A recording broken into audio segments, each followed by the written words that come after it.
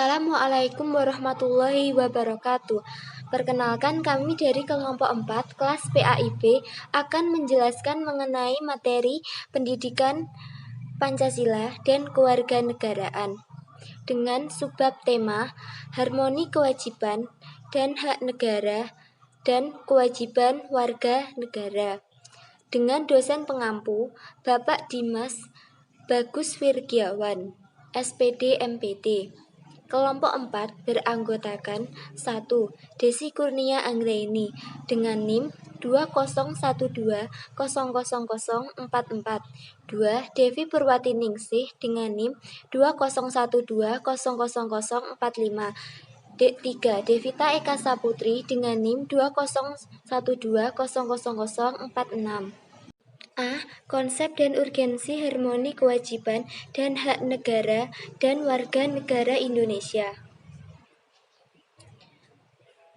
Hak adalah kuasa untuk menerima atau melakukan sesuatu yang semestinya diterima atau dilakukan oleh pihak tertentu dan tidak dapat oleh pihak lain manapun yang pada prinsipnya dapat dituntut untuk secara paksa olehnya. Wajib adalah beban untuk memberikan sesuatu yang semestinya dibiarkan atau diberikan oleh pihak tertentu dengan tidak dapat oleh pihak lain yang pada prinsipnya dapat dituntut secara paksa oleh yang berkepentingan. Kewajiban, dengan demikian merupakan sesuatu yang harus dilakukan atau dikerjakan. Hak dan kewajiban merupakan sesuatu yang tidak dapat dipisahkan. B. Alasan diperlukan harmoni kewajiban dan hak negara dan warga negara Indonesia. Mekanismenya adalah kepatuhan tanpa reservi rakyat terhadap penguasa. Dalam hal ini, raja atau sultan sebagai bentuk penghambaan secara total. Keadaan yang sama berlangsung tatkala masa penjajahan Nusantara, di mana horizon kehidupan politik daerah jajahan mendorong aspek kewajiban sebagai postulat ide dalam praktis kehidupan politik, ekonomi, dan sosial budaya. Dua kekuatan inilah yang mengonstruksi pemikiran rakyat di Nusantara untuk mengedepankan kewajiban dan dalam batas-batas tertentu, melupakan pemerolehan hak walaupun pada kenyataannya bersifat temporal, karena sebagaimana terekam dalam Machiavelli, rakyat yang tertindas akhirnya memberontak menuntut hak-hak mereka. Pergerakan budaya rupanya mengikuti dinamika kehidupan sosial politik di mana tatkala berusahannya, maka terjadilah perlawanan kaum tertindas di mana-mana menuntut hak-haknya yang dirampas.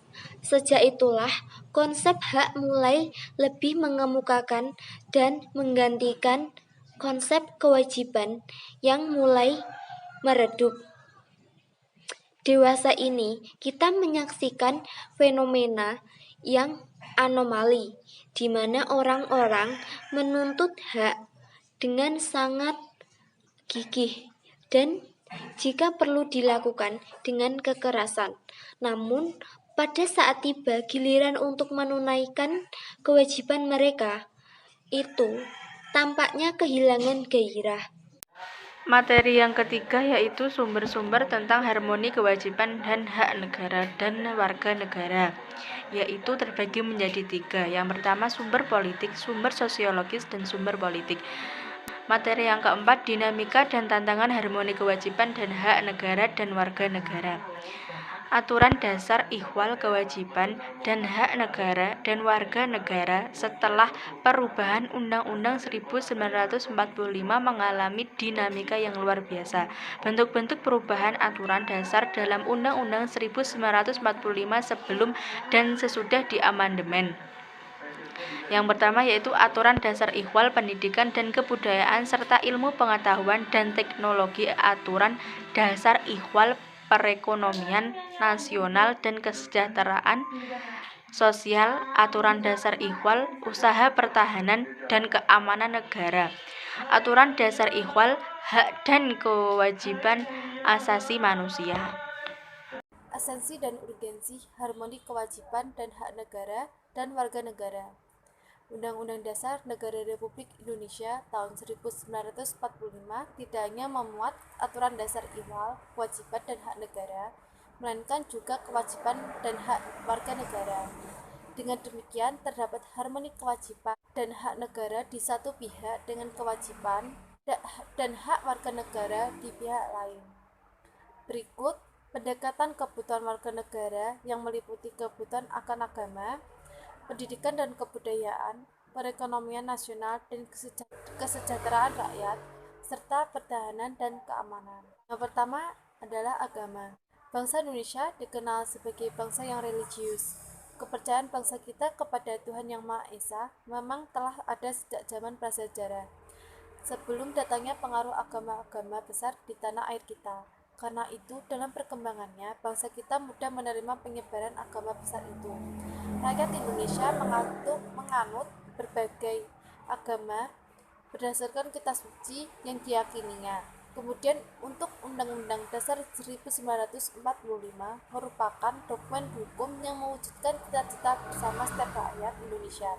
Dalam hal ini, cita-cita bersama untuk mewujudkan kehidupan beragama juga merupakan bagian yang diatur dalam Undang-Undang Dasar 1945. Ketentuan mengenai agama diatur dalam Undang-Undang Dasar 1945 Pasal 29. Yang kedua, pendidikan dan kebudayaan. Pendidikan dan kebudayaan merupakan dua istilah penting yang satu sama lain saling berkorelasi sangat erat. Pendidikan adalah salah satu bentuk upaya pembudayaan. Melalui suatu proses yang berkesinambungan, pendidikan serta kebudayaan tidak hanya dapat ditransformasikan dari generasi tua ke generasi muda, melainkan dikembangkan sehingga mencapai derajat tinggi berupa peradaban. Dari rumusan pasal 31 ayat 3 Undang-Undang Negara 1945 juga terdapat konsep fungsi negara. Dalam hal ini, pemerintah mengusahakan dan sekaligus menyelenggarakan sistem pendidikan nasional dengan baik. Jika kita melihat fungsi negara, function of the state, dalam lingkup pembangunan negara, state building, cakupannya meliputi hal berikut. Yang pertama, fungsi minimal. Yang kedua, fungsi madya. Yang ketiga adalah fungsi aktivis. Ketiga adalah perekonomian nasional dan kesejahteraan rakyat. Penerapan asas kekeluargaan dalam perekonomian nasional adalah dalam sistem ekonomi kerakyatan. Sistem ekonomi kerakyatan adalah sistem ekonomi nasional yang berasas kekeluargaan, berkedaulatan rakyat, bermoral Pancasila, dan menunjukkan pemihakan sungguh-sungguh pada ekonomi rakyat. Sistem ekonomi kerakyatan adalah sistem ekonomi yang bertumbuh pada kekuatan mayoritas rakyat. Dengan demikian, sistem ini tidak dapat dipisahkan dari pengertian sektor ekonomi rakyat, yakni sektor ekonomi baik sektor produksi, distribusi maupun konsumsi, yang melibatkan rakyat banyak, memberikan manfaat bagi rakyat banyak, pemilikan dan pemilikannya oleh rakyat banyak. Yang keempat, pertahanan dan keamanan.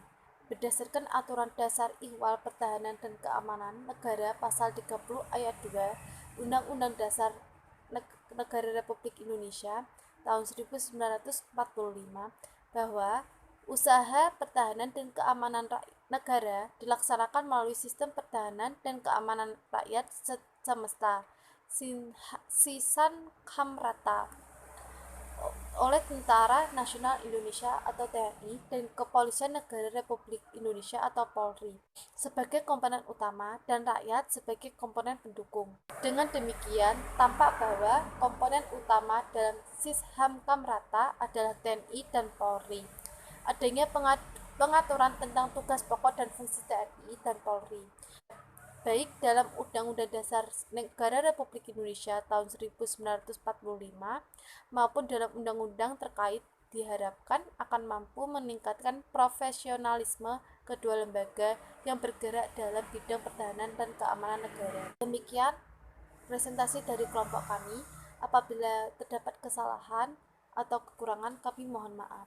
Wabillahi taufik wal hidayah. Wassalamualaikum warahmatullahi wabarakatuh.